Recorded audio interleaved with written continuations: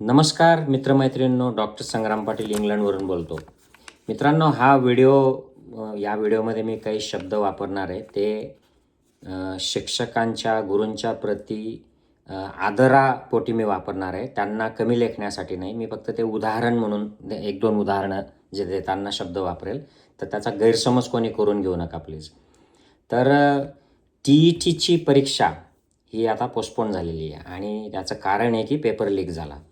आता हे paper leak आणि भारतातले जे सरकार आहेत याचं एक असं समीकरण झालं आहे की आपल्या शैक्षणिक यंत्रणांवरचा विश्वास संपूर्ण जगात याच्याने नाहीसा झालेला आहे. पत घालवलेली आहे या सरकारांनी आणि यंत्रणांनी. तर याचं कारण जे असेल ते असो, याचे प्रमुख जे ठळक कारणं जे आहेत मी माझ्या फेसबुकवर आत्ताच लिहिलं आहे की लायकी नसलेले सत्ताधारी पुढारी. दुसरं म्हणजे ही परीक्षा ज्यांना करायला, पेपर काढायला आणि अशी मंडळ नेमलं जातं आहे एका विचारसरणीचं, लायकी नसलेलं, नीतिमत्ता नसलेलं, देशद्रोही ॲटिट्यूडचं हे जे मंडळ जे चालवणारे आहेत, हे परीक्षा जे पेपर तयार करणारे आणि त्यातले जे इन्व्हॉल्व लोक आहेत ते, आणि लाचारी गुलामगिरी करून पदावर मेंटेन राहणारे किंवा पदोन्नती घेत काम करणारे असे अधिकारी, हे सगळं याला जबाबदार आहे. तर ते असो, माझा मुद्दा वेगळा आहे.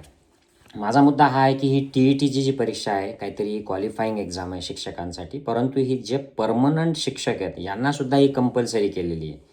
आता माझा पहिला प्रश्न आहे की ज्या परमनंट शिक्षकाला 25 वर्षापूर्वी, 30 वर्षापूर्वी परमनंट नोकरी दिली गेली, त्यावेळेला त्याला कॉन्ट्रॅक्टमध्ये लिहिलं होतं का की तुला 30 वर्षांनी आम्ही TETची एक्झाम कंपल्सरी करू, अन्यथा तुला प्रमोशन होणार नाही, तुझं पेन्शन चालू होणार नाही किंवा तुला नोकरी देखील त्यावेळेला कंटिन्यू करता येणार नाही? तर नाही.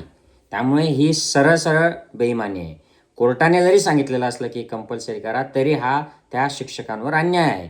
तुम्ही तुमच्या करिअरच्या उतरत्या काळात शेवटच्या टप्प्यामध्ये असल्या एंट्रन्स देणं आणि हा सगळा अभ्यास करणं हे करायला लावणं त्यांना फोर्सफुली हे चुकीचं आहे. आणि त्यात आता त्यांनी परीक्षेची तयारी केलेली आहे.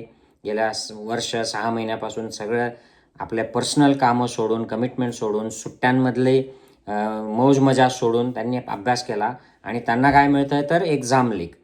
आता हा एक्झाम लीक फ्रस्ट्रेटिंग प्रकार आहे. परत त्यांना अभ्यास करावा लागेल, परत सगळ्या पर्सनल कमिटमेंट, फ्रस्ट्रेशन, यातनं कोणी डिप्रेशनमध्ये जाईल, कोणी फॅमिलीमध्ये वादविवादात पडेल, कोणी डिवोर्स घेईल, कोणी सुसाईड करेल.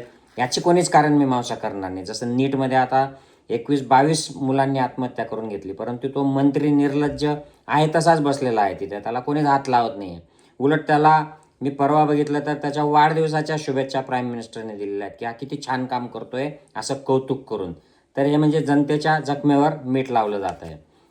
असो, आता ह्या ज्या TET आहेत याच्यातलं राजकारण मला असं वाटतं की मुद्दाम कंपल्सरी या सगळ्यांना करायला लावायच्या, यातून पैसा कमवायचा, जे पास होत नाहीत त्यांना बाहेर काढायचं, त्यांच्या जागा रिकाम्या होतील म्हणजे, आणि त्या भरायच्या नाहीत म्हणजे सरकारला पैसे खर्च करायची गरज नाही, त्यांचा पगार वाढू द्यायचा नाही, प्रमोशन करू द्यायचं नाही, त्यांना टेन्शनमध्ये ठेवायचं, त्यांना दाबलेलं ठेवायचं, त्यांना हवं तसं त्यांच्याकडून कामं करून घ्यायचे आणि आवाज बंद ठेवायचा. आणि परत त्यांना नोकऱ्यामध्ये ठेवलं म्हणून काही लोकांवर उपकार केल्याचे काही छोटे मोठे हे करायचे की ठीक आहे तुम्हाला 6 महिने एक्सटेन्शन, तुम्ही 1 वर्षानंतर पास व्हा, म्हणजे त्यांना आपल्यावर सरकार उपकार करतं आहे की काय अशी एक भावना होईल. आता ही TET हे काही एकच लचाण यांच्या मागे नाही आहे. TET आहे, आत्ताच त्यांनी जनगणना केलेल्या आहेत, त्याच्यामध्ये काही शिक्षक मेलेत असं म्हणतात. जनगणना उन्हातानाची, उन्हाळ्यात जेव्हा जग एन्जॉय करत असतं, सुट्ट्यांवर जातं, फॉरेनला जातं, हिल स्टेशनला जातं, तेव्हा हे शिक्षक जनगणना करत फिरत होते. आणि यांना आता शाळेत मुलं येत नाहीत, प्रायव्हेटायझेशन झालेलं आहे म्हणून यांना मुलं शोधायला देखील पाठवलं जातं. केवळ नुसते अनुदानित गव्हर्नमेंट स्कूल्स नाहीत तर झेडपीच्या शाळांचे पण शिक्षक आता मुलं शोधायला निघायला लागले. म्हणजे त्यांनी आता पर्सनल कामं सोडायचे, सगळं सोडायचं, सेल्फ डेव्हलपमेंट सोडायची, प्रोफेशनल डेव्हलपमेंट सोडायची आणि मुलं शोधायचे. मग काही शाळांमध्ये मुलांना फ्री बस सेवा या शिक्षकांच्या खर्चातून केली जाते. मुलांना शिक्षकांच्या खर्चातून युनिफॉर्म दिले जात आहेत, वेगवेगळे आमिष दिले जात आहेत की जेणेकरून त्यांनी शाळेमध्ये यावं. म्हणजे हे जे सगळं गव्हर्नमेंटचं मिसमॅनेजमेंट चाललेलं आहे, संस्थांचं मिसमॅनेजमेंट चाललेलं आहे, याची शिक्षा फक्त शिक्षकांना दिली जाते, बाकी कोणाला नाही. तर संस्था चालकाचा वाढदिवस आला तर या शिक्षकांच्या पगारांमधून निधी दिला जातो. संस्था चालक इलेक्शन लढतो तर यांच्या शिक्षकातून अनेक ठिकाणी हे होतं. हे मला माहीत आहे. मला प्रत्यक्ष शिक्षकांनी सांगितलं आहे की आमच्या दादांचा वाढदिवस होता म्हणून आमचा 1 महिन्याचा पगार कापला. आमचे दादा इलेक्शन उभे राहत आहेत म्हणून आमच्या 1 महिन्याचे पगार गेले. त्यांचा प्रचार करा, त्यांचं सगळं करा. हे सगळं आलं. एवढं करून जेव्हा ज्यांना नोकरी लागते शिक्षकाला, त्यांना अनुदानित शाळांमध्ये लाखो रुपये द्यावे लागतात. 25 लाख, 30 लाख, 50 लाख, 1 कोटीपर्यंत सुद्धा द्यावे लागतात जर तुम्हाला कॉलेजमध्ये नोकऱ्या हव्या असतील, सिनियर कॉलेज, ज्युनियर कॉलेजला. तर विचार करा, हे संस्था चालक घेत आहेत. आणि मग असे शिक्षक पैसे देऊन भरलेले 1, 2, 3 वर्षामध्ये जेव्हा तिथे विद्यार्थी कमी होतात तेव्हा हे अतिरिक्त होतात हे शिक्षक. आणि मग हे अतिरिक्त शिक्षक आता दुसऱ्या अनुदानित शाळांमध्ये पदं शोधत बसतात. मग तिथे जाऊन ते त्यांना जागा असते परंतु तो तिथला संस्था चालक घेत नाही. तो म्हणतो मला वेगळे पैसे दे. मग तो त्याला पैसे देईल पण त्याला परमनंट तिथे प्लेसमेंट नाही. तिथे परत काही एक्सेस झालं, काही झालं तर ते त्याची जाणार नोकरी. मग याचा पगार जो असा अतिरिक्त झाला त्याचा पगार निघणार नाही. तो काढायसाठी त्याला पैसे इकडे तिकडे खिलवावे लागणार. म्हणजे केवढी ही कुचंबना आहे. हे असे अतिरिक्त झालेले शिक्षक किंवा ज्यांना TET पास होता येत नाही, एक घरकाना गाठका अशी सिच्युएशन यांची होऊन गेलेली आहे. आणि ह्या शिक्षकांना ते अतिरिक्त झालेल्यांना तिथे सिनियरिटी मिळणार नाही. नवीन ठिकाणी जाऊन तिथे त्यांचे पगार नीट निघणार नाही. त्यांना पैसा द्यावा लागेल नवीन संस्था चालकाला. प्लेसमेंटसाठी अधिकारी पैसे घेत आहेत त्यांच्याकडनं. हे मला एका प्रत्यक्ष शिक्षकाने सांगितलं की माझ्या शेजारच्या एका संस्थेमध्ये जागा आहे पण ते जिल्हा शिक्षणाधिकारी म्हणे मला देत नाही. तिला वरनं कोणाचं तरी अमुक मंत्र्याचं हे लागतं, नाही तर मग पैसे लागतात.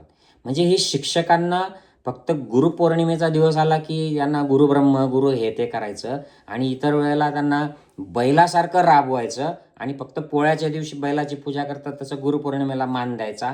अशी एवढीच लायकी या सरकारांनी ठेवलेली आहे, या संस्था चालकांनी ठेवलेली आहे असं मला वाटतं. अशा समाजामध्ये, अशा राज्यात, देशात जिथे शिक्षकाची कदर नाही, असा समाज प्रगती करू शकत नाही, शक्यच नाही आहे.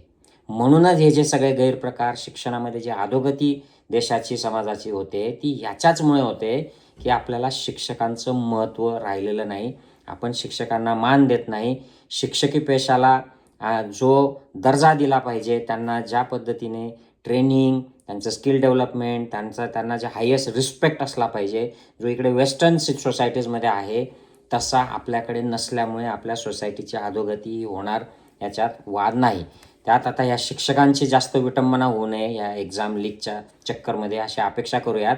आणि असा एक काळ येऊ, सुवर्णकाळ आपल्याकडे यावा की हे शिक्षक चांगले दर्जेदार शिक्षक, दर्जेदार शाळांमधून, फॅसिलिटीज असलेल्या शाळांमधून फक्त ज्ञानदानाचं काम करतील. त्यांना जनगणना करावी लागणार नाही, त्यांना संस्था चालकांच्या चाकऱ्या कराव्या लागणार नाहीत, ना अधिकाऱ्यांना, पुढाऱ्यांना लाच द्यावी लागणार नाही, अशी आपण अपेक्षा करूयात. नमस्कार मित्रमैत्रिणींनो.